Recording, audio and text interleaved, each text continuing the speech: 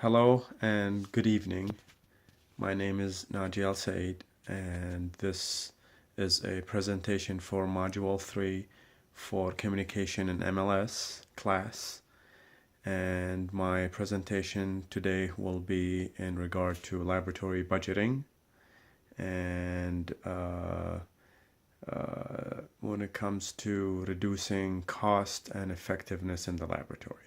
So with that being said, I have made a PowerPoint that I would like to switch the camera to the PowerPoint and share it with you. And to switch the camera,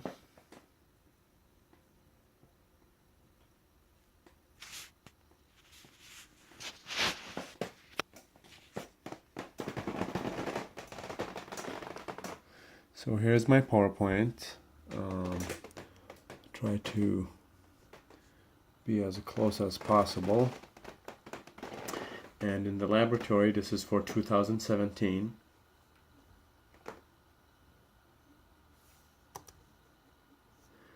First, we will be talking about we have been asked by senior management to look over our department budget to improve our ordering and fees, and it is our job to come up with different ideas because one person cannot come with all the ideas, but as a team we could come with many different ideas. So today we will be brainstorming, thinking about all the different ideas. I have a few suggestions that I will suggest to you, and please feel free to participate. So what does that mean? Why is senior management asking us to look over budgets and things like that? Finance and budgeting is very important in any successful business. So in order for us to be successful, we have to look at over our numbers and overtime and everything.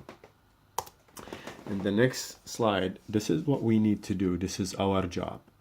Our job to look for opportunities or alternative cost-effective methods. That's our jobs. For instance, we use the MedTox for urine drug screen, and in a box, the box comes with 25 kits, and the box costs about $425. We use about 8 boxes in a month, an average of 8 boxes. ClearWave is another alternative. The cost is $147 for one box. It has the same amount of 25. So if we do the math, 425 times 8, that's 3,400 a month. You multiply that by a 12 months period, that's almost $41,000 a year on an annual.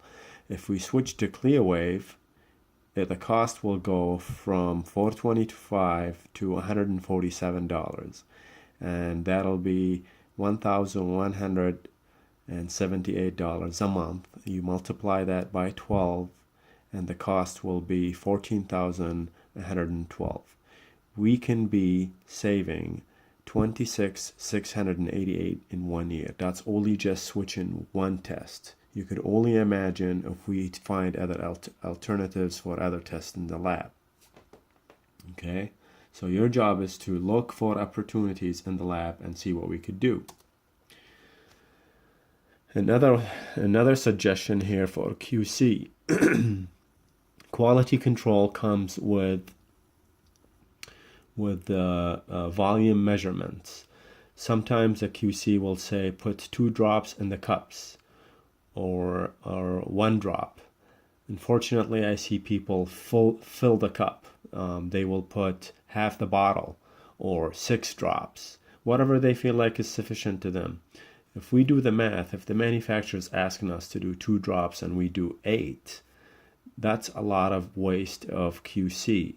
And if QC costs us X amount of dollars a month and we're doing it 6 times, you could only imagine how much waste we're wasting. So if the manufacturer says to use only 2 drops, please follow 2 drops.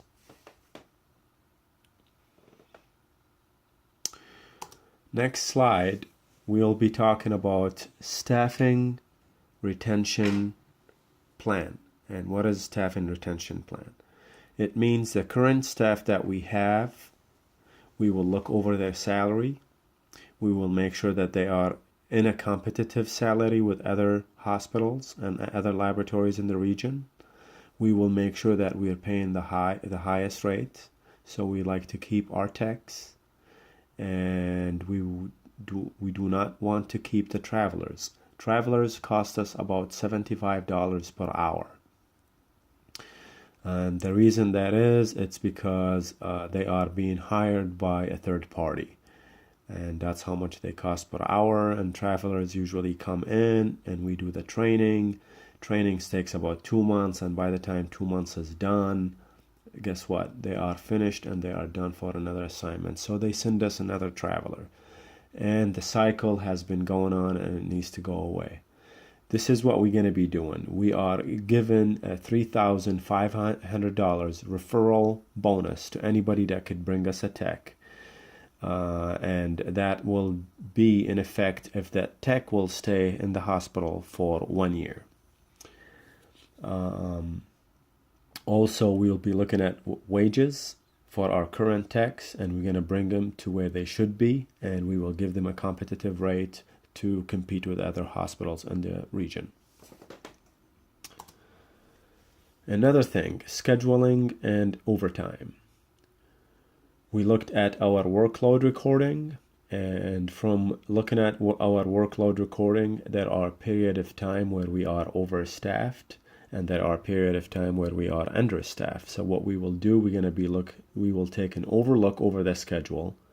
For instance, we have 2 night techs and 2 evening techs, but the evening shift is actually busier than the night shift. So what we will do, we will move one of the night tech to the evening shift so they could help them with workload recording. The day shift is actually doing pretty good. They're exactly where they should be. That will keep the night tech pretty busy, and it should be exactly where they should be with workload recording. Overtime will be only necessary and allowed if we need the overtime. If people want to stay extra 15 minutes, I suggest that they leave the next day 15 minutes early. I know some people, they like to stay 15 minutes every day, and it causes overtime. But what we're gonna do, we're gonna create a system where if you stay today late, tomorrow you're gonna leave early, and that's how it's going to be to reduce the overtime. Okay, that'll be very cost effective for our budget. All right, so performing tests with a large volume in-house. What does that mean? I have given a presentation about vitamin B12 and folate, how we used to send them out in the past to other reference lab, and we are performing them in-house now.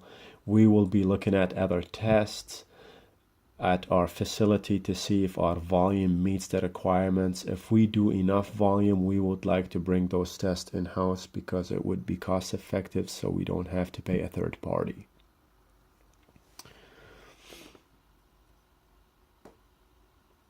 Okay. All right. So the next screen here, this is about, we are currently using CAP for our proficiency testing. And as you know, the annual fee for CAP is about $23,743. This is how much we pay for CAP just to do our proficiency testing and linearity. We have contacted API, and API will cut us the same deal that we are doing the same amount with CAP for half the price, for $11,322 for our proficiency testing. Also, we got hold of main standards for our linearity, and that will cost about $4,247 and some change. That brings the total for both of them to $15,569 or $70. That's a total saving of $8,173 a year. If you can think of this saving with the other savings that we've been done with the MedTalks, that's substantial. We can be saving quite a bit in 1 year. If we reduce the travelers, the switching to API, which is the American Proficiency Institute, we'll be saving quite a bit of money. And that's pretty much it in a nutshell. I will open right now for anybody that has any questions. Please feel free to email me or send me a message, or just let me know to help you understand anything you need. Thank you very much for taking the time to listen to my presentation. I appreciate you, and God bless you. Thank you.